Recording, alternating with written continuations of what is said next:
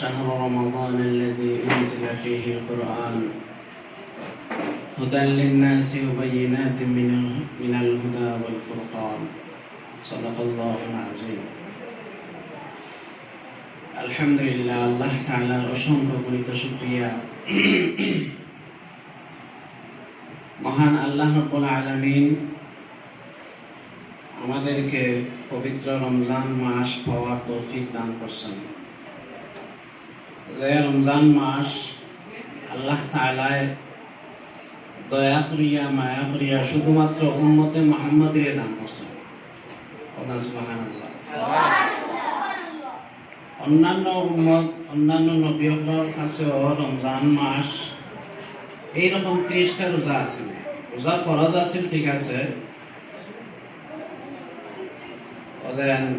মুহররমের 10 তারিখ এইগুলা ফরজ আছে, বিভিন্ন ধাপে ধাপে ফরজ আছে, কিন্তু পুরা এক মাস রমজান একমাত্র উম্মতে মুহাম্মাদের ফজিলত হিসাবে আল্লাহ তাআলা উম্মতে মুহাম্মাদের দান করছেন।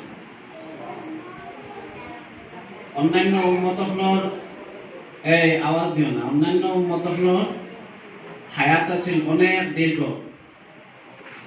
200 বছর, 300 বছর, 500 বছর। হযরত নূহ আলাইহিস সালাতু ওয়াস সালাম 950 বছর শুধু দাওয়াত দিয়েছেন। এরপরে তাই আরো 60 বছর বয়স নবুয়তি পাইছেন। তো দেখা যায় প্রায় 1000 বছরের উপরে তার হায়াতে আছে। আর শুধু উম্মতে মুহাম্মাদের হায়াত কয়দিন? মাত্র 60 থেকে 70 বছর, 80 বছর। এখন যত দিন যার মানুষ হায়াত কমে, আগর মানুষ যারা আসলা এরা 80 বছর 100 বছর পর্যন্ত বাঁচেছে। আর যত দিন যার হায়াত কমতে থাকে, হায়াত কম হিসাবে আগের যারা বাঁচেছেন 600-700 বছর, এরা বেশ লম্বা হায়াত হয়েছেন, বেশ লম্বা জিন্দেগি ইবাদত বন্দেগি করছেন। ফরিয়া দেখা গেছে এরা অনেক ইবাদত বন্দেগি করতে পারছে। আর উম্মতে মুহাম্মাদের হায়াত কম, কিন্তু এই কম হায়াতের মধ্যে আল্লাহ তাআলা এমন কিছু দিন রাখিয়া দিয়েছেন যে দিনগুলার ফজিলতের কারণে আগর 600-1000 বছর যারা হায়াত পাইছে এরার থেকেও বেশি সওয়াব এবং বেশি মর্যাদা লাভ করিলায় এই কিছু দিনের কারণে। এর মধ্যে যেমন আছে শবে কদর, শবে বরাত, এরপরে ঈদুল ফিতর, ঈদুল আজহা, এইগুলার যে ফজিলত আছে, এই ফজিলত গুলাই উম্মতে মুহাম্মাদিয়া কইছে। বিশেষ করে রমজান মাস, শাহরু রমাদান আল্লাযী উনজিলা ফীহিল কুরআন, এই রমজান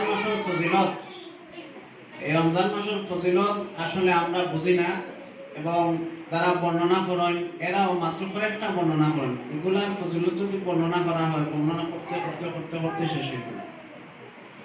হাদিস শরীফের মধ্যে আছে যারা রমজান মাসে একটা উমরা করে, রমজান মাসের ফজিলত বুঝাই, যারা একটা উমরা করে রমজান মাসের মধ্যে, আল্লাহ রাসূল বলেন হে যেন আমার সাথে একটা হজ করার সওয়াব পাইবে। সুবহানাল্লাহ।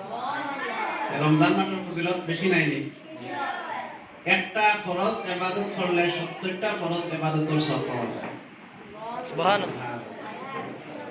অথচ অন্যান্য মাসে যদি একটা ফরজকে আদায় করতে একটা ফরজের পরিবর্তে একটা ফরজের সওয়াব পায়, আর রমজান মাসে একটা ফরজ আদায় করলে 70টা ফরজের সওয়াব পায়। আর একটা ফরজের সওয়াব কতটুকু? একজন মানুষের যদি একটা ফরজের সওয়াব লাভ করতে চায়, যে সারা জীবন ইবাদত বন্দেগি করিয়াও একটা ফরজের সওয়াব এর সমান লাভ করতে পারত না। একটা ফরজের এত সওয়াব। আর নফল যদি কোনো আমল করে, নামাজ পড়ে, রোজা রাখে, জিকির করে, এই রমজান মাসের মধ্যে নফল আমলের ইবাদত হইল কি একটা ফরজ ইবাদতের সমান।